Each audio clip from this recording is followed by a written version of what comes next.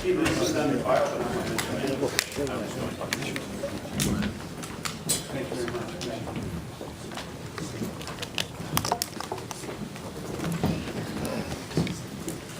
So it's my privilege to introduce Ken Cuccinelli, current Attorney General and Republican candidate for Governor of the Commonwealth.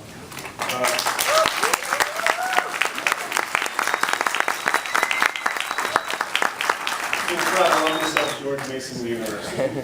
Mr. Cuccinelli was sworn in as Attorney General in January 2010. Prior to assuming that office, he was a leading conservative member of the Virginia Senate from 2002 until 2010. His experience as a small business owner and as an attorney prepared him for his role in General Assembly, where he served on the Courts of Justice Committee, Transportation Committee, Local Government Committee, Rehabilitation and Social Services Committee, and the Agriculture, Conservation, and Natural Resources Committee. As a state senator, Mr. Cuccinelli led the fight to defend constitutional rights, stop tax increases, protect life and families, and keep Virginia a low-regulation and pro-free market state. Prior to assuming his current office, Mr. Cuccinelli was a small business owner and partner in the law firm of Cuccinelli & Day in Fairfax. His work ranged across a number of legal topics, including litigation, licensing, financing, employment, advertising, branding, corporate formation, business transaction and contracts for both domestic and international clients, and particularly for small and mid-sized businesses. Mr. Cuccinelli also had experience in public interest, constitutional law, and property rights cases. And we're very pleased to welcome him here today. Thank you for joining us.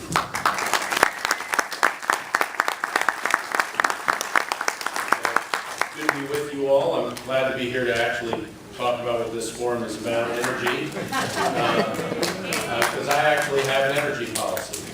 And I'm happy that we get to talk about that. I want to thank the Consumer Energy Alliance for hosting us today. And I also want to thank Terry for participating. It's good to be back in my alma mater. I'm not just a single pack, I'm a double law degree and a master's here. Of course, facilities like this weren't here when I was here, but I went to law school in the department store. Our distinction being the one law school, of course, with an escalator. So we take contracts in the sports department and so forth. But I'm glad we can be here to talk about how energy, and in particular how we continue to make Virginia the capital of energy on the East Coast, if we can accomplish that. By way of introduction, I'm the only candidate in this race who has got a lifetime of putting Virginians first, my entire adult lifetime, whether it's preventing sexual assault, helping fight homelessness right here in Arlington at the shelter down by the courthouse, or whether it's been a particular passion for me, and that's helping people suffering from mental illness, which I've worked to do for over 15 years. That's been a big deal to me, and I carried it into the Senate with me. I've worked on that as Attorney General, and I certainly would carry that into the governor's office if I'm fortunate enough to win in November. I've also served in state government more than 10 years. I know how state government works. I'm the only candidate in this race who won't need on-the-job training if I get elected governor on November 5th. Now, my Italian grandfather, Cuccinelli, you can tell there's some Italian in there. My Italian grandfather probably didn't even have a 6th grade education. He was one of the hardest working people I've ever known. He worked in the scrapyard, he worked as a welder. Later in life, he was a school maintenance man. Probably the toughest job he ever had was as a bare-knuckle boxer during the Depression, and if he won the fight, he'd get a watch and pawn it to raise a little money, and if he lost, well, he lost. And he was proud to work to support his family, and that respect for the dignity of work has been passed along in my family, but it isn't unique to us. Ordinary Virginians, other ordinary Virginians all across the Commonwealth want nothing more than to share in the dignity of work. That's something that is a focus for me as a potentially the next governor here of Virginia. It's why I'll support energy policies that help grow jobs for the middle class, help the poor rise up, and leave families and businesses with a little more of their own hard-earned money to reinvest in growing jobs right here in Virginia. Energy policy is economic policy, and it's important to remember that connection all the time. I've proposed, as I said, a comprehensive energy policy that will protect the thousands of workers who depend on coal, oil, natural gas, and nuclear, and establish Virginia as a leader in the development of high-tech jobs. I'll continue to support policies that ensure that energy prices, especially electricity, don't grow needlessly and hurt both job growth and job retention, both of which are important to us.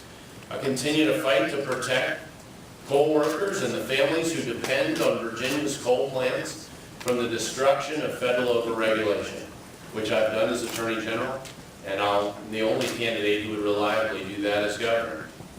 I'll fight for Virginia's right to responsibly develop our energy resources, including offshore energy resources, and I'll encourage the free market development of alternative sources of energy, including more nuclear power, solar, wind, geothermal, and other renewable sources. I'll prevent our government from picking winners and losers in the energy markets, something we don't have a great track record of across America. I'll fight burdensome federal regulations that seek to put coal, oil, and natural gas out of business. And I'll continue to reform or eliminate failed energy programs that line the pockets of lobbyists and corporate cronies without delivering the jobs that were promised. I'll certainly continue to protect Virginians from costly energy taxes as best I can that destroy jobs, rob them of their hard-earned money, and make it harder for us to develop our own natural energy resources. Reasonably priced energy is perhaps the strongest economic development driver in the Commonwealth and in the country. If you don't believe me, ask the people of North Dakota, who have 3% unemployment and are paying people $15 an hour to work at McDonald's. That's quite a rate for burger flipping. Government should do all it can to reduce energy costs to consumers and to businesses, because it has such enormous consequences for not only the economy, but the opportunities of families. The federal government knows there's oil and gas on our outer continental shelf. We know there's oil and gas on our outer continental shelf. Industry knows there is oil and gas on our outer continental shelf, and industry is ready to go. We have an awful lot of the infrastructure in Southeast Virginia that can support the efforts to go offshore for exploration and ultimately for drilling, but the federal government stands in the way.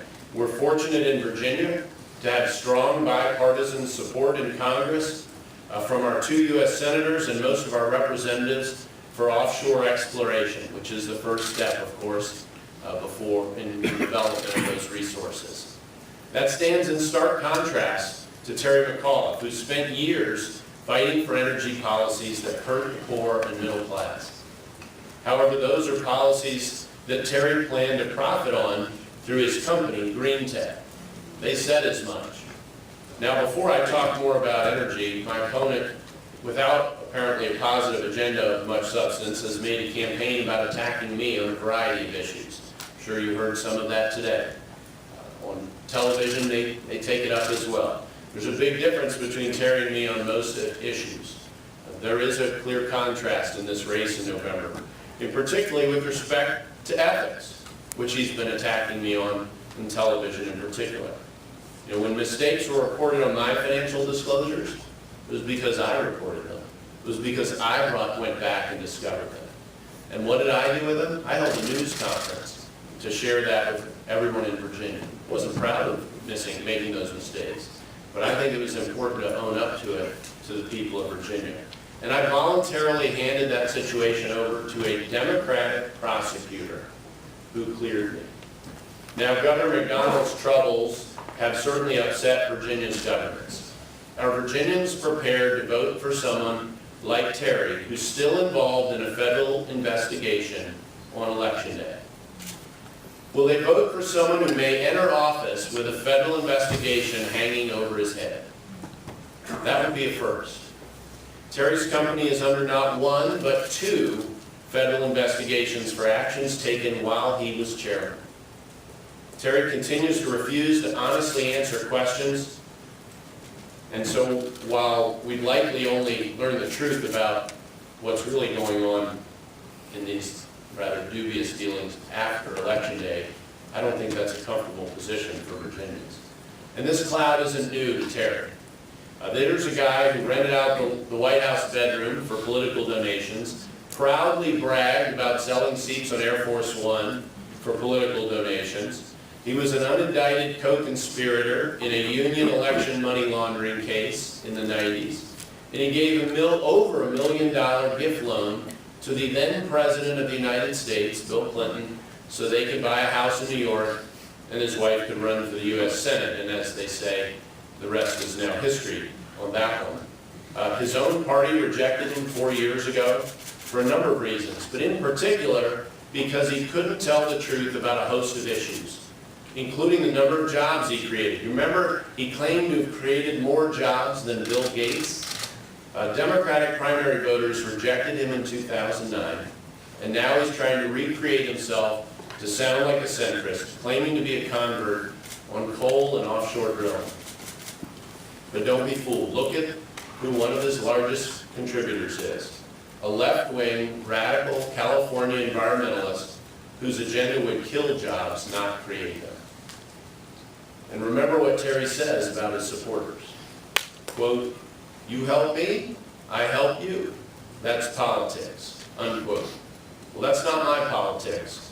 I'm about good policy. Terry's probably been associated with more job destruction than creation over the years. And as he told his fellow Democrats 4 years ago about his investments, quote, "If you don't like it, move to China," unquote. At least on the issue of taking business to China, he's practiced what he preached. Now, we can protect the environment and we can grow the economy. These are not exclusive goals, one from the other.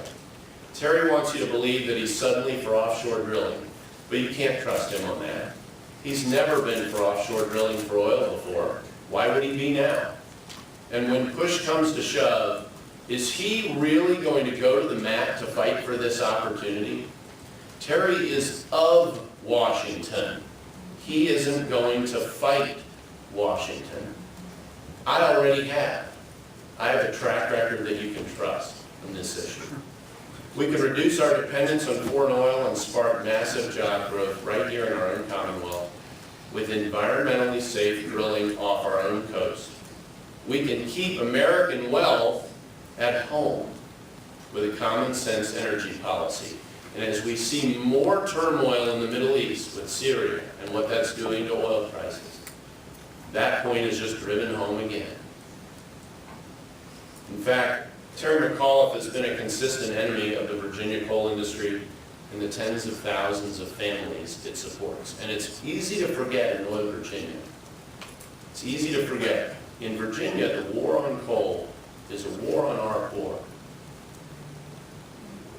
That's who suffers in Virginia from the war on coal. That's who suffers. Drive with me down through Southwest Virginia, and you will see what I mean. You can see it. You can see it. In the Democratic primary debate in 2009, he declared that as governor, he wanted to, quote, "move past coal," and to work to make sure Virginia never built another coal plant. So here we are with a candidate for governor of Virginia who has supported eliminating an industry that's vital to our state, and particularly vital to one of the poorest parts of our state. Now, for those of you like me from Northern Virginia, that would be like Terry here in Northern Virginia outlawing federal government contractors in Virginia. Just think about what that would do to our economy in Northern Virginia. That gives you a kind of picture of the scope of what the policies he supported are doing, slowly, but doing to Southwest Virginia.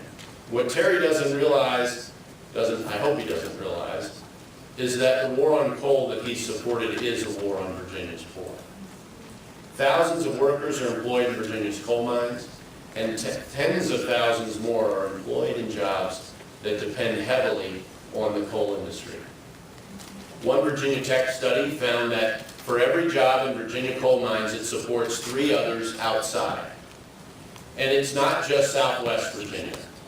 Southside Virginia depends on coal-fired electricity, and 40% of all U.S. coal exports go through the Port of Virginia. That port is probably the single largest economic development driver in all of Virginia. We've had enough of the false promises of Terry McAuliffe, his billionaire radical friend, the environmental lobby, and the EPA bureaucrats who assure us of the hypothetical green jobs that they will create by destroying real jobs.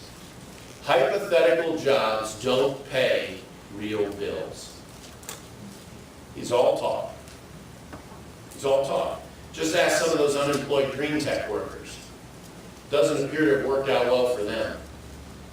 And unfortunately, we'll likely never find out how much my opponent made on the deal as he continues to refuse to release his tax returns for public review, which I've done for 8 years' worth, even though he was calling on Mitt Romney to do it last year. Even now, Terry McAuliffe supports a mandatory renewable portfolio standard, which would force our utility companies to switch from coal and natural gas to wind, solar, and geothermal. This would eliminate thousands of jobs and significantly increase utility bills. That's a job killer. My focus is on creating jobs, and I've never had a business owner come up and say to me, you know, I could create more jobs if you just raised my electric bill. Never had it. Virginia's a big state, and I've been crossing it for a lot of years. And I've never had a business owner tell me that.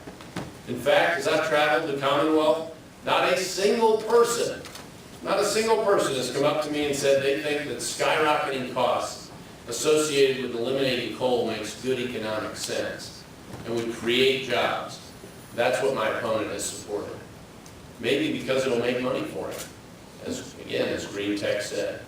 In 2009, Kansas made their voluntary renewable portfolio standard mandatory, and the Kansas Policy Institute estimates that that law will eliminate 12,000 jobs during this decade and increase electricity prices by approximately 45%, costing the average family more than $650 per year in higher electricity bills, to say nothing of what it does to the potential for job creation.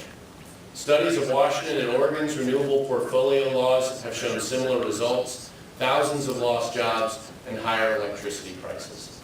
If Terry thinks that's an example of what he calls periodically fewer and smarter regulations, I don't think Virginia can afford him as governor.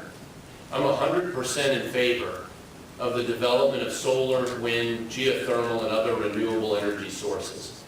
We've got that happening in Virginia in some positive ways. But Terry's green tech failure and Solindra's failure are stark reminders that government doesn't pick winners, it picks losers at the taxpayer's expense, your expense. Exactly what my opponent will do as governor. We can't abandon coal, oil, nuclear, and natural gas while the private sector works to make the transition to other energy sources and while our universities participate in finding those pathways. And while I have a lifetime of putting Virginians first, Terry has always put himself first. In his most recent business, he stepped over Martinsville and picked the liberal utopia of Mississippi and the People's Republic of China over Virginia. As I said in our only debate, he should run for governor of Mississippi. I wish we'd had more debates, but he refuses that too. Terry's the only candidate in this race who has chased business out of Virginia. He's the only candidate in this race who's chased business out of Virginia. I've helped business thrive in Virginia, and my support for an all-of-the-above energy strategy will continue that track record. Terry McAuliffe's company, Green Tech, is currently under investigation by the Securities and Exchange Commission for actions it took while he was chairman, including making illegal guarantees to investors. We've also read in the Washington Post of multiple Green Tech employees who say they were instructed to fake out investors by pretending to build cars when the investors came into the Green Tech facility. Green Tech's also embroiled in an investigation by the Department of Homeland Security regarding special treatment in a scheme to sell visas to wealthy Chinese investors, at least one of which was connected to a company with close ties to Chinese intelligence services. And that wasn't news at the time, it was already known. Nearly 24 of the people Terry sought visas for were either national security risks or were fraud risks. Even our very reserved Congressman, Frank Wolf, has weighed in to express his deep concern about Terry's connection to the Chinese. Lest I remind all of you, these are some of the very same people engaged in espionage against our country, and if this stuff wasn't true, you just couldn't make it up. Recently, Green Tech's president said that people like Terry are dangerous to business. Maybe that's why it was published in the Washington Post this past weekend that lawyers have advised Terry and Green Tech officials not to communicate with each other. Folks, whether you agree with me or not, whether it's easy or hard, whether it's popular or unpopular, I will always tell you the truth as best I possibly can. My entire career in public service bears that out. It is one of the starkest contrasts in this race. And when we talk about energy, your ability to believe what the candidate in front of you is saying to you is critically important. Not that it isn't on other issues, but this is one of the areas where that is the biggest difference and can have the most impact. When Terry thought Green Tech would be successful, he bragged about it and, according to company officials, pulled production figures out of thin air to boost his political prospects. And today he writes op-eds saying he was not responsible for the actions undertaken by the company while he was its chairman. Chairman! And this is a man who wants to be the Commonwealth of Virginia's next chief executive officer, chairman of our government. Virginia needs a governor who will be straight with you, not just tell you what he thinks you want to hear. And we need a governor who will show up on day one fighting for Virginia's middle class, not the well-connected and the special interests. You know what you'll get with me. Hardworking, focused on reducing regulations, a small business-friendly Republican who doesn't believe that Obamacare is a job creator, regulation like that is a job killer. Someone with a track record of fighting the government overreaches in Washington with some degree of success and doing it on a bipartisan basis. You may not always agree with me, but you'll always know where I stand. Regulations are hurting Virginia's businesses. Any plan to grow the economy and create jobs must include freeing our employers from the burden of growing regulation, energy over-regulation. One independent study found that eliminating just 5% of the federal regulatory budget would add over 1 million jobs to our economy. That's pretty incredible. That's more than the last full year's data that I recall, and most of those were part-time jobs. On average, eliminating the job of a single federal regulator creates about 100 private sector jobs and grows the economy by more than $6 million. While the numbers aren't as large or the same, the principle is the same at the state level, and the governor sits atop the state's regulatory structure. Sometimes that may mean we have to stand up to Washington, and the candidate from Washington sure isn't going to do that. But I already have. I've done it successfully on a bipartisan basis when Washington has threatened opportunity for Virginia's middle class, and even when they've trampled our Constitution. And that's a course I'll keep us on as your next governor. So thank you, and I look forward to your questions.